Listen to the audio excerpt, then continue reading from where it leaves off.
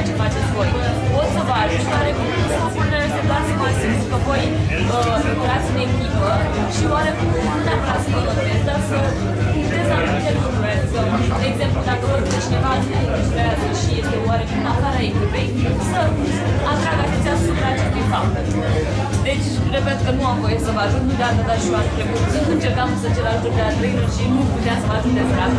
Deci, dacă cât o să pot să vă ajut, o să vă ajut. Altfel, o să vă descurcați mai mult. Da, la mână. Vă scuzați? Cristina.